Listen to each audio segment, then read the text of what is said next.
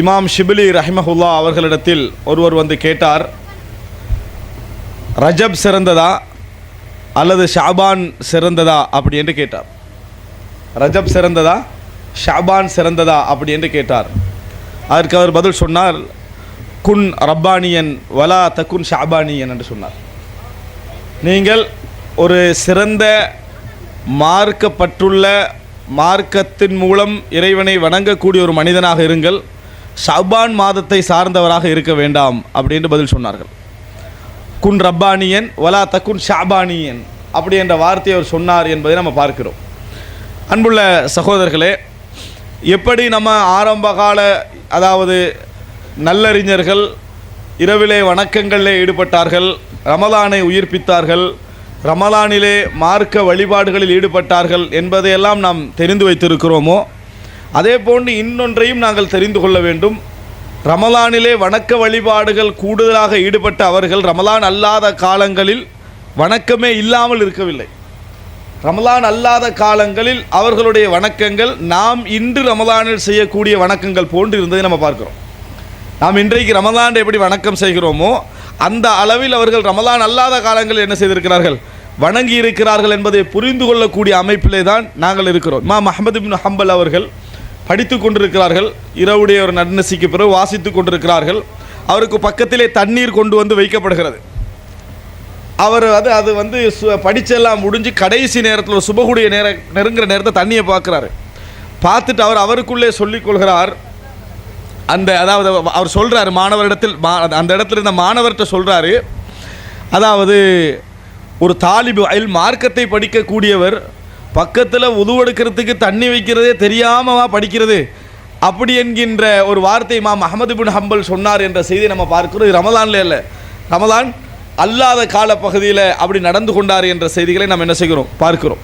அன்புள்ள சகோதரர்களே, இமாம் இப்னு ரஜப் அல் ஹம்பலி அவர்கள் அதாவது மவாசிம் சம்பந்தமாக ஒவ்வொரு காலப்பகுதியிலும் என்னென்ன அமல்கள் கூடுதலாக செய்தால் சிறந்தது என்பது சம்பந்தமாக ஒரு புத்தகம் எழுதியிருக்கிறார். அந்த புத்தகத்திலே அதாவது அந்த கால மார்க்க அறிஞர்கள் இந்த ரமலான் விஷயத்திலும் ரமலான் அல்லாத காலங்களில் எப்படி அந்த வணக்க வழிபாடுகளில் சமத்துவத்தை பேணினார்கள் என்கின்ற ஒரு பெரும் செய்தியை என்ன செய்கிறார், சொல்லக்கூடிய ஒரு நிலையை நாங்கள் பார்க்கிறோம். எனவே இந்த ஆரம்பமாக இந்த உரையினூடாக நாம் தெரிந்து கொள்ள வேண்டிய முதல் செய்தியாக இது இருக்க வேண்டும் என நான் ஆசைப்படுகிறேன் என்று சொன்னால், நாங்கள் ரமலானியனாக இருக்கக்கூடாது. இமாம் ஷிபிலி ஷாபானியன் என்று சொன்னார், நாங்கள் ரமலானியாக என்ன செய்யக்கூடாது, இருக்கக்கூடாது. ரமலான் வந்தால் மட்டும், இன்றைக்கே நீங்கள் இப்போயே இஷாவுக்கெல்லாம் பார்த்தீங்கன்னா 2 வரி தான் என்ன செய்யுது, இப்போ 2-3 வரி தான் என்ன செய்கிறது, இஷாவுக்கெல்லாம் இருக்குது. அந்த லெவலுக்கு ஆகக்கூடிய ஒரு நிலை எங்களுக்கு என்ன செய்யக்கூடாது, என்றைக்கும் வரக்கூடாது. அப்படி என்கின்ற ஒரு பகுதி நம்மிடத்தில் இருக்க வேண்டும். எப்பொழுதும் நாம் அதாவது இறைவனை வணங்கக்கூடியவர்களாக இருக்க வேண்டும். எப்பொழுதும் இபாதத்தின் மூலம் நாம் இறைவனை நெருங்கக்கூடியவர்களாக இருக்க வேண்டும். எங்கள்கிட்ட ஒரு சமநிலையான ஒரு போக்கு என்ன செய்ய வேண்டும், நம்மிடத்தில் இருக்க வேண்டும். ரசூலுல்லாஹி ஸல்லல்லாஹு அலைஹி வஸல்லம் அவர்கள் எங்கேயும் திடீரென ஒருவர் ஆர்வப்பட்டு வளமைக்கு மாற்றமாக வணக்க வழிபாடுகள் ஈடுபடுகின்ற அந்த காட்சியை ரசூலுல்லாஹி ஸல்லல்லாஹு அலைஹி வஸல்லம் பகிரங்கமாக அங்கீகரித்தது கிடையாது. எங்கே நீங்கள் பார்க்கலாம், ரசூலுல்லாஹி ஸல்லல்லாஹு அலைஹி வஸல்லம் உடைய எல்லா செயல்பாடுகளிலும் ஒருவர் திடீரென ஒரு விதமான அமைப்பில் வணக்கம் செய்ய பகிரங்கமாக ஆரம்பிச்சிட்டாருன்னா ரசூலுல்லாஹ் வரவேற்க மாட்டாங்க. ஒரு செய்தி, ரசூலுல்லாஹி ஸல்லல்லாஹு அலைஹி வஸல்லம் பள்ளிக்குள் நுழைகிறார்கள். ஒருவர் வந்து என்ன செய்கிறாரு, மிச்ச நீண்ட நேரம் வணங்கி கொண்டிருக்கிறார். ஃபர்லு அல்ல, சாதாரண வளமையாக தொழுகிற சுன்னத்துக்கள் அல்ல, மிச்ச நேரம் வணங்குறாரு. அப்போ ரசூலுல்லாஹி ஸல்லல்லாஹு அலைஹி வஸல்லம் அவர்கள் மா தஅுதுனஹு ஃபீக்கும், நீங்கள் வந்து இவரை எப்படி நினைக்கிறீங்க அப்படின்னு ரசூலுல்லாஹ் கேட்குறாங்க. அப்போ அவங்க சொல்கிறாங்க, ஹைருனா, மிகவும் சிறந்தவர், பாருங்கள் எவ்வளோ வணக்கத்தில் ஈடுபடுறாரு அப்படின்னு ரசூலுல்லாஹி ஸல்லல்லாஹு அலைஹி வஸல்லம் கிட்ட ஒரு சிலர் பதில் சொல்கிறார்கள். அப்போ ரசூலுல்லாஹி ஸல்லல்லாஹு அலைஹி வஸல்லம் சொன்னார்கள், லைஸ ஹாதா மின் ஹியாரிக், இவர் உங்களில் சிறந்தவரெல்லாம் கிடையாது, இவர்கள் உங்களில் சிறந்தவரெல்லாம் கிடையாது. அஃதலுல் அமாலி அத்வமுஹா வ இன் கல்ல, அமல்களிலே மிகவும் சிறந்தது குறைந்திருந்தாலும் தொடர்ந்து இருப்பது, குறைந்திருந்தாலும் தொடர்ந்து இருப்பது அப்படின்னு ரசூலுல்லாஹி ஸல்லல்லாஹு அலைஹி வஸல்லம் அவர்கள் பதில் சொன்னார்கள் என்ற செய்தியை நம்ம பார்க்கிறோம். எனவே நம்ம முதலாக தெரிந்து கொள்ள வேண்டிய ஒரு விஷயம், ரமலானிலே ஏனைய காலங்களை விட கூடுதலான வணக்கத்தில் ஈடுபட வேண்டும் என்பது உண்மை. ரமலானிலே ஏனைய காலங்களை விட கூடுதலான வணக்கத்திலே ஈடுபட வேண்டும் என்பது உண்மை. எப்படி ரசூலுல்லாஹி ஸல்லல்லாஹு அலைஹி வஸல்லம் ஈடுபட்டார்கள் என்கின்ற ஒரு சில செய்திகளை நான் சொல்வேன். ஆனால் முதல் விஷயமாக எங்கள் மனதிலே இருக்க வேண்டிய அம்சம் என்னன்னு சொன்னால், இப்னு உமர் ரதியல்லாஹு அன்ஹு அவர்களுக்கு ரசூல் ஸல்லல்லாஹு அலைஹி வஸல்லம் அவர்கள் சொன்ன உபதேசம் எமது மனத்தில் இருக்க வேண்டும். அதாவது லா தகுன் கரஜுலின், அதாவது இந்த மனிதர் போல நீங்கள் இருக்க வேண்டாம். காமல் லைல ஃபதரக, தொழுதுட்டு வந்தார் இப்போ விட்டுட்டாரு, அப்படி என்று சொல்லப்படுகின்ற லிஸ்ட்டில் நீங்கள் இருக்க வேண்டாம் நாங்கள் ரசூல் ஸல்லல்லாஹு அலைஹி வஸல்லம் அவர்கள். இப்போ ரமதானில் இருக்க 90% அதுதான் சொல்லப்பட போகுது. ரமதானில் உள்ள 90% அதுதான் சொல்லப்பட போகிறது. என்னது, ரமலான் ஃபுல்லாக வணங்கினார் இப்போ காணான்னு சொல்லி என்னது அப்படித்தான் சொல்லப்படக்கூடிய நிலைமையில் நாங்கள் என்ன செய்கிறோம், இருந்து கொண்டிருக்கிறோம். இந்த மாதிரி ஒரு நபராக நீங்கள் என்ன செய்ய வேண்டாம், இருக்க வேண்டாம் என்று யாருக்கு சொன்னாங்க? இப்னு உமர் ரதியல்லாஹு அன்ஹு அவர்களுக்கு சொன்னார்கள் என்ற செய்தியை பார்க்கிறோம். எந்த அளவுக்கு என்று சொன்னால், அபூ ஹுரைரா ரதியல்லாஹு அன்ஹு அவர்கள் சொல்லுகிறார்கள், அவுசானி ஹலீலிம், எனது நண்பர் எனக்கு உபதேசித்தார் என்ற ஒரு செய்தியை சொல்கிறாங்க. அதில் ஒரு செய்தி என்னன்னு சொன்னால், அதாவது அன் ஊத்திர கபில அன் அனாம், நான் தூங்குவதற்கு முன்னால் வித்ர தொழுமாறு ரசூலுல்லாஹி ஸல்லல்லாஹு அலைஹி வஸல்லம் என்ன செய்தார், எனக்கு வசியத்து செய்தார் என்றதை பார்க்குறோம். ரசூலுல்லாஹி ஸல்லல்லாஹு அலைஹி வஸல்லம் இறுதி நேரத்தில் எழும்பி தொழுகிறதை தான் ஆர்வம் ஊட்டிக்கிறாங்க. ஆனால் இரவில் தொழாதவராக நம்ம ஆகிவிடக்கூடாது என்பதற்காக ரசூலுல்லாஹி ஸல்லல்லாஹு அலைஹி வஸல்லம் சொன்ன ஒரு உபதேசம் இது. இரவில் தொழாதவராக ஆகிவிடக்கூடாது என்பதற்காக பெரும்பாலும் நம்ம அப்படித்தான், நம்ம இரவுல வித்திரு தொழ நினைக்க மாட்டோம். நினைச்சோம் என்று சொன்னால் அடுத்ததாக என்ன நடக்கும் தெரியுமா? அதாவது கடைசி நேரத்தை தொழுகிறான் சிறந்ததுன்னு இதை விட்டுருவோம். கடைசி நேரத்தில் என்ன நடக்கும் தெரியுமா? வித்திரு வாஜிபான்னு நினைவு வரும். அப்புறம் அதை என்ன செஞ்சுருவோம், விட்டுருவோம். இப்படியே ஒரு லெவல் என்ன செய்யும், போய்கொண்டிருக்கும். அப்படி இல்லாமல் இந்த முறையில் நடக்க வேண்டும் என்பதை விரும்புகிறாங்க. இது ஒரு முக்கியமான ஒரு செய்தி. நான் சொல்ல வருவது என்னன்னு சொன்னால், என்றைக்கும் எங்களிடத்தில் ஒரு சமநிலை இருக்க வேண்டும். ஒரு ஆர்வமான மாதம் வருகிற நேரத்தில் நாங்கள் கூடுதலாக ஆர்வப்படுவது தவறில்லை. ஆனால் அந்த ஆர்வம் என்பது ஏற்கனவே உள்ளதை விட கொஞ்சம் கூடுதல் அர்த்தம், இல்லாததிலிருந்து வளர்ச்சியின் அர்த்தம் அல்ல. இப்போ ஈமான் கூடும் குறையும் என்றதை நம்ம எப்படி வழங்கி வச்சுக்கிறோம்? ஒருத்தர் வந்து என்ன செய்வார், 5 நேரம் தொழுவார், ஈமான் குறைஞ்சால் லுஹர் காணாமல் போயிடும். இது ஈமான் கூடும் குறைதே இல்லை, இது குஃபர். இது ஈமான் கூடும் குறையும் அல்ல. ஒருவர் நிறைய தொழுதுட்டு வந்தார் சுன்னத்து, கொஞ்சம் என்ன செஞ்சு ஒரு நாளைக்கு ஒரு 2 சுன்னத்து விடுபட்டுமாட்டா, இது ஈமான் கூடும் குறையும். தாடி ஒருத்தர் வளர்க்குறாரு, வளர்த்துட்டு வராரு, அதே நேரத்தில் என்ன ஒரு அளவுக்கு ஷோட் பண்ணிக்கிறாரு அப்படி என்று சொன்னால் இது ஒரு ஈமான் கூடும் குறையும் என்ன செய்யலாம், எடுத்துக்கலாம். தாடியை வள்ளி சுட்டுட்டு ஈமான் கூடும் குறையும் சொன்னார்னு வைங்களே, இது வந்து தவறான ஒரு நடைமுறை என்பதை நம்ம என்ன செய்ய வேண்டும், புரிந்து கொள்ள வேண்டும். அன்புள்ள சகோதரர்களே, எனவே ஒரு இயல்பில் நம்ம என்ன புரிந்து கொள்ள வேண்டும் என்று சொன்னால், ஒரு சமநிலை ரசூலுல்லாஹி ஸல்லல்லாஹு அலைஹி வஸல்லம் அவர்கள் விரும்பி இருக்கிறார்கள், அதைத்தான் வலியுறுத்தி இருக்கிறார்கள். இந்த மாதிரி தலைகீழாக நடப்பது என்பது நல்ல குணம் அல்ல. இது வந்து அவரை என்ன செய்யும், பாதிக்கும். அவருக்கு புகழ்ச்சியை கொண்டும் என்ன செய்யும், கூடுதலாக அதை உண்டாக்கி இபாதத்தை நாசமாக்கிவிடும் என்பதை நம்ம பார்க்கிறோம். இதுதான் நம்ம தெரிந்த இந்த ஹதீஸ்கள் இருந்து புரிஞ்சுகொள்கிறோம். இது போன்ற அறிஞர்களுடைய சில உபதேசங்கள் இருந்து நம்ம புரிஞ்சுகொள்றது எதுன்னு சொன்னால் இதுதான். என்றைக்கும் எங்களை பொறுத்த வரைக்கும் ஒரு சமநிலை ரமதானிலும் ரமதான் அல்லாத காலங்களிலும் இருக்க வேண்டும். இப்னு உமர் ரலியல்லாஹு அன்ஹு அவர்களுக்கு ரசூலுல்லாஹ் சொன்ன உபதேசம் எங்களுக்கு அதைத்தான் என்ன செய்கிறது, சொல்வதை நாங்கள் பார்க்கிறோம். ஆனால் இந்த சமநிலை என்பது பொதுவாக எங்கள் இடத்துல குறையும். இன்னொரு விஷயம், இந்த சமநிலை என்பதை புரிந்து கொள்வதற்காக இன்னொரு செய்தியை பாருங்கள். அதாவது ஒரு அறிஞரிடத்தில் கேட்கப்படுகிறது, தராவிஹ் தொழுகை இருக்குது, இந்த தராவிஹ் தொழுகையை வந்து இரவில் இறுதி நேரத்தில் வச்சுக்கிட்டா என்ன, ஜமாத்தை தனியாக தொழுவதில்லை. இப்போ ஜமாத்தாக பள்ளியில் வந்து இஷா தொழுது முடிச்சோன்னா என்ன செஞ்சிடும், தராவி ஆரம்பிச்சிடும். இதை இறுதி நேரத்தில் வைத்து கொண்டால் என்ன அப்படின்னு கேட்கப்பட்டது. அவர் சொன்னார், சுன்னத்துல் முஸ்லிமீன அஹப்பு இலையேண்டார், முஸ்லீம்கள் இன்றைக்கு செய்து வரக்கூடிய இந்த சுன்னா எனக்கு மிகவும் விருப்பமானது அப்படின்றார். முஸ்லீம்கள் இன்றைக்கு செய்து வரக்கூடிய இந்த சுன்னா எனக்கு விருப்பமானது அப்படின்னா என்ன, இஷா தொழுகிறோம், இஷாவுடைய சுன்னத்தை தொழுகிறோம், அதுக்கு பின்னால் என்னது இந்த தராஹவி நடந்துட்டு வருது, அது எனக்கு சிறந்தது, இதுதான் மிகவும் நல்லது அப்படின்னு சொன்னார்கள் என்ற செய்தியை பார்க்கிறோம். ஏன் அப்படி சொன்னார்கள்? இந்த 2வது உடைச்சா நடக்கக்கூடிய விஷயத்தில் உள்ள மார்க்க ரீதியான சில பிரச்சனைகள், 2வது வணக்கத்தில் உள்ள பிரச்சனைகள். இந்த 1வதுக்குள்ள அதே கிரௌடு நீங்கள் என்ன செய்ய மாட்டீங்க, இரவில் காண மாட்டீங்க. இந்த ஜமாத் என்பது ஏற்படுத்தப்பட்டதை யாருக்காக வேண்டி தெரியுமா? யாரெல்லாம் என்ன, அதாவது தனியே தொழுவதில் சோர்வடைவார்களோ, யாரெல்லாம் தனியை தொழுவதில் ஆர்வம் இல்லாமல் போயிடுவாங்களோ, ஜமாத்தா தொழுவதில் ஒரு உற்சாகம் அடைவார்களோ, குர்ஆனை நிறைய ஓதி கேட்க முடியுமோ என்பதற்காக தான் அதை என்ன செஞ்சது, ஏற்படுத்தப்பட்டது. அதை புரிந்து கொண்ட அந்த அறிஞர் என்ன சொன்னார் என்று சொன்னால், சுன்னத்துல் முஸ்லிமீன அஹப்பு இலைய, இப்படியே நீங்கள் தொடர்ந்து 11 முடிச்சிடுறது தான் எனக்கு விருப்பம் என்கின்ற கருத்தில் அவர் சொன்னார். ஹதீஸ்களை நம்ம அதை தான் பார்க்கிறோம். ரசூலுல்லாஹி ஸல்லல்லாஹு அலைஹி வஸல்லம் அவர்கள் இறுதி 10 என்ன செய்கிறாங்க, 23வது இரவில் எழுப்பி தொழுகிறாங்க. ரசூல் ஸல்லல்லாஹு அலைஹி வஸல்லம் 23வது இரவில் தொழுகிறாங்க. தொழுகிற நேரத்தில் இந்த ஜமாத் நடக்குது. 23வது இரவில் தொழுகிற நேரத்தில் ஜமாத் என்ன செய்யுது, பின்னால் மக்கள் தொழுகிறாங்க.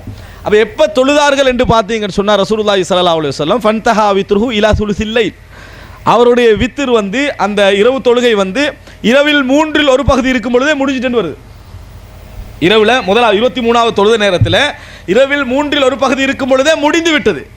அப்படின்னா என்ன, எப்போ ஆரம்பிச்சுக்கிறாங்க, இஷா தொழுது கொஞ்சம் நேரத்தில் என்ன செஞ்சுக்கிறாங்க, ரசூலுல்லாஹி ஸல்லல்லாஹு அலைஹி வஸல்லம் அவர்கள் ஆரம்பித்திருக்கிறார்கள். மறுபடி 2வது நாள் தொழுதது இரவுடைய நடுப்பகுதி வரைக்கும் என்ன செஞ்சது, போச்சு. அதுக்கு பின்னால் 3வது நாள் தொழுதது சஹர் வரைக்கும் என்ன செய்தது, போனது. நீட்டினார்களே தவிர ஆரம்பம் எங்கே இருந்தது, இஷாவை தொடர்ந்து இருந்த அந்த செய்தியை நாம் என்ன செய்கிறோம், பார்க்கிறோம். எனவே சுன்னத்துல் முஸ்லிமீன் அஹப்பு இலைன்னு அவர் சொன்னதற்கான காரணம் இது. இன்னொரு ஹதீஸ் நம்ம என்ன பார்க்கணும், ரசூலுல்லாஹி ஸல்லல்லாஹு அலைஹி வஸல்லம் சொல்றாங்க, நசாயில வரக்கூடிய அதே போல திர்மிதில வரக்கூடிய செய்தி, இன்னஹு மன் காம மஅல் இமாமி ஹத்தா யன்சரிஃப் குதிப லஹு கியாமுல் லைலா. இமாமுடன் யார் அவர் முடிக்கும் வரைக்கும் தொழுகிறாங்களோ, அவருக்கு முழு இரவும் தொழுது நன்மை என்ன செய்யும், எழுதப்படும் என்று வருது. அவரே முடிக்காம போயிட்டாரா நம்ம என்ன செய்யறது, இது நம்ம என்ன செய்கிறோம். அப்போ இது இந்த சுன்னா என்பது அன்றைய காலத்திலிருந்து தொடர்ந்து நடைமுறையில் இருந்தது பார்க்கிறோம். இந்த செய்தியினூடாக நாம் என்ன புரிந்து கொள்கிறோம் என்று சொன்னால், இபாதத்துடைய விஷயத்தில் ஆர்வம் என்பதை, அதாவது அவர்கள் மட்டுப்படுத்தி வைத்திருந்த சில இடங்கள்ல இதுவும் என்னது ஒன்று. இரவுல பிந்தி எழும்பி தொழுகிறவராக இருந்தால் அவர் தனித்து எழும்பி தொழுகிறது என்ன சிறந்தது.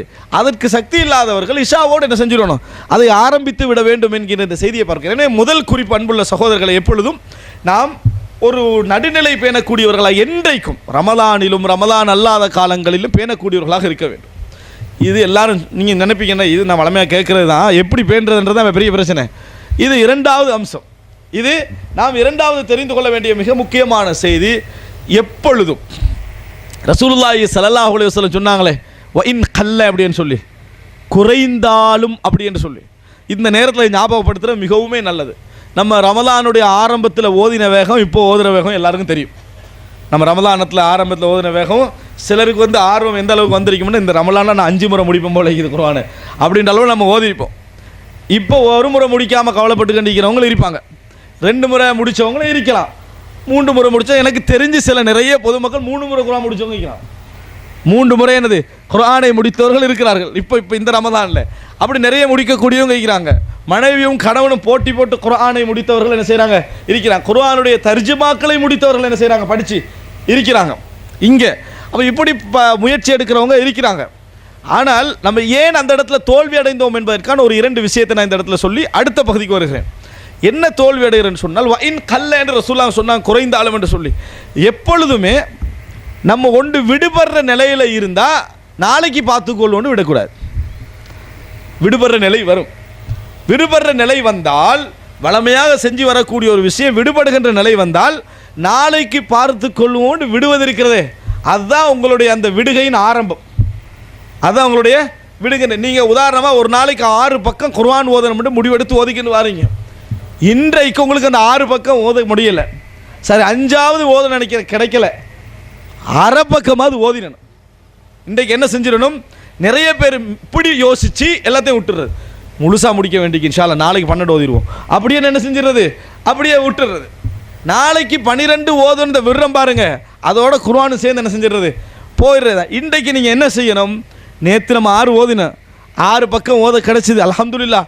இன்றைக்கு சைத்தான் என்னைய போட்டு என்ன செய்கிறான், ஆட்டுறான்.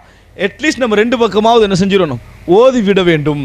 அல்லது நம்ம ஒரு பக்கமாவது என்ன செய்யணும், ஓதி விட வேண்டும். அப்படி இருந்தால் உங்களோட மனசே என்ன செய்யணும்னா 10 நாள் நீங்கள் ஓதுனீங்க என்ற ஒரு திருப்தி என்ன செய்யும் உங்களுக்கு வரும். அடுத்த ஆர்வம் என்ன செய்யும், அடுத்த பகுதியில் வரும். எனவே இது ஒரு மிக முக்கியம். அடுத்தது என்னடா, விடுபட்டால் நீங்கள் செய்திருக்கக்கூடிய நல்லமல்கள் ஒரு குறிப்பிட்ட நேரத்தில் நீங்கள் செஞ்சுட்டு வருவீங்க, அந்த நல்லமல்கள் விடுபட்டால் அதை கலா செய்து விட வேண்டும். மார்க்கம் பொதுவாக விட்ட விஷயங்கள்னா கலா செய்கிறதுக்கு அனுமதி இருக்குது. சில விஷயங்கள் குறிப்பாக கலா பற்றி சொல்லப்பட்டிருக்கு. எது உங்களுக்கு விடுபட்டதோ அதை உடனே நீங்கள் என்ன செய்யணும், கலா செய்யணும். எந்த அளவுக்கு ரசூலுல்லாஹ் கலா செஞ்சுக்கிறாங்கன்னா, இஅ்திகாஃபை கலா செஞ்சுக்கிறாங்களா இல்லையா? ரசூலுல்லாஹி ஸல்லல்லாஹு அலைஹி வஸல்லம் அவர்கள் இஅ்திகாஃபை கலா செய்திருக்கிறார்கள். ரமலானில் செய்ய வேண்டிய இஅ்திகாஃபை செய்ய கிடைக்கல, என்ன செஞ்சாங்க, அடுத்த ஷவ்வாலில் என்ன செய்தார்கள், கலா செய்தார்கள். ஒரு பிரயாணத்தில் ரசூலுல்லாஹி ஸல்லல்லாஹு அலைஹி வஸல்லம் அவர்கள் இருந்ததுனால இஅ்திகாஃப் இருக்க கிடைக்கல, அடுத்த வருஷம் என்ன செஞ்சாங்க, 2 மாதத்தையும் சேர்த்து, அதாவது ஹிஜ்ரி 10ஆம் ஆண்டு, அதாவது நடுப்பத்து இறுதிப்பத்து 2ஐயும் சேர்த்து என்ன செஞ்சாங்க, கலா செய்தார்கள். இந்த அம்சம் இருக்குமாக இருந்தால், விட்டா போனா போகட்டும் லெவலில் நம்ம ஒரு லெவல் உருவாக்கிட்டு இருந்தோம்னா நம்ம கணக்கெடுக்க மாட்டோம். கலா என்ற பழக்கம். ரசூலுல்லாஹி ஸல்லல்லாஹு அலைஹி வஸல்லம் இரவுல 11 ரக்காத்து விடுபட்டால் என்ன செய்வார்கள், பகல்ல 12 ரக்காத் தொழுவார்கள். இரவுல 11 விடுபட்டால் பகல்ல 12 தொழுவார்கள். இன்னொரு செய்தியில் ரசூலுல்லாஹ் சொல்றாங்க, யார் வளமையாக குர்ஆன் ஓதி வரக்கூடிய அந்த ஹிஸ்பை மறந்து விடுகிறாரோ அதை பின்னர் லுஹருக்கும் சுபஹுக்கும் இடையில ஓதினா அவர் இரவுல ஓதிய நன்மை எழுதப்படும். சஹீஹ் முஸ்லிம். அப்போ ரசூலுல்லாஹி ஸல்லல்லாஹு அலைஹி வஸல்லம் நம்மளுக்கு அந்த விடுபட்டதை கலா செய்யக்கூடிய ஒரு விஷயத்தை சொல்லி காட்டுறாங்க. லுகருக்கு முன்னால் அல்லது லுகருக்கு பின்னால் விடுபட்ட சுண்ணாவை ரசூலுல்லாஹ் அஸருக்கு பின்னால் கலா செய்தார்கள்ன்றதை என்ன செய்கிறோம், நம்ம பார்க்கிறோம். இந்த வளமை நம்மகிட்ட இல்லை. விடுபட்டுச்சுன்னு சொன்னால் சுண்ணத்து தானே விடுபட்டுச்சுன்னு என்ன செஞ்சிடுறது, விட்டுறது. சுண்ணத்து தானே விடுபட்டுச்சுன்னு சொல்லி எதில் கலா இல்லையோ அதில் கேட்குறது. வேண்டுமென்று தொழுகை விட்டுட்டு கலா இருக்கான்னு கேட்குறது. அங்கே கலா இல்லை, வேண்டுமென்று விட்டால். ஆனால் எத்தனையோ சுண்ணாக்கள்ல கலா இருக்குது, ஆனால் அதில் என்ன செய்வதில்லை, நம்ம செய்வது இல்லை என்பதை பார்க்கிறோம். எனவே இந்த இரண்டு விஷயங்களை நம்ம பேண பழக வேண்டும். ஒன்று, தொடர்ச்சியில் குறை ஏற்படுமா, குறைய என்ன செஞ்சிடுறது, செய்து விடுவது. அடுத்தது, விடுபட்டால் நம்ம கலா செய்ய எந்த அமலாவது நம்ம வளமையான ஒரு விஷயம் செஞ்சுட்டு வரோம், நேரம் மாறிட்டு அதை இன்னொரு டைமில் என்ன செஞ்சுடணும், செய்து விட வேண்டும். இந்த பழக்கத்தை நம்ம ஓரளவுக்குள்ள உருவாக்கினோம் என்று சொன்னால் இந்த குறையான பகுதிகள் நம்மளுக்கு என்ன செய்யாது, அது தெரியாது. ஆனால் இது நம்ம இடத்துல இல்லை. எனவே அன்புள்ள சகோதரர்களே, முதல் அம்சம், என்றைக்கும் ரமலானிலோ ரமலான் அல்லாத காலங்களிலோ எங்களிடத்திலே ஒரு நடுநிலையான வணக்க ஒரு இந்த பண்பாடு இடத்துல இருக்க வேண்டும். இந்த ஷவ்வால் ஓடு, குறிப்பாக சவ்வாலோடெல்லாம் இல்லை, 29ஓடு என்ன செஞ்சிடும், எல்லாமே முடியக்கூடிய ஒரு நிலைமையெல்லாம் நம்ம என்ன செய்கிறோம், பார்க்கிறோம். அந்த நிலைமை நமக்கு என்றைக்கு என்ன செய்யக்கூடாது, வரக்கூடாது. இந்த நிலைமை இந்த ஒரு ஹதீஸுக்கு பின்னால், ஒவ்வொரு இட்டு கட்டப்பட்ட ஹதீஸுக்கு பின்னால் ஒரு வரலாறு இருக்குமே, இதெல்லாம் பார்த்து தான் இன்னொரு இட்டு கட்டப்பட்ட ஹதீஸ் வந்திருக்கு. என்ன, யார் ஷவ்வால் இந்த நோம்பு பெருநாளே ஹஜ்ஜி பெருநாளை எழும்பி ரவுல தொழுகிறாங்களோ அவங்களுக்கு இவ்வளோ கூலிக்குன்னு சொல்லி, எதில், நோம்பு பெருநாளையும் ஹஜ்ஜி பெருநாளும் இரவில் எழும்பி தொழுதான். அது இதை பார்த்து இந்த மாதிரி நிலைமையை பார்த்து என்ன செஞ்சுப்பாங்க, கட்டி விட்டுருப்பாங்க. இதையாவது பார்த்து என்ன செய்யட்டும். மிக பலகீனமான செய்திகளை நம்ம என்ன செய்கிறோம், பார்க்கிறோம். அன்புள்ள சகோதரர்களை, இது முதலாவது அம்சம்.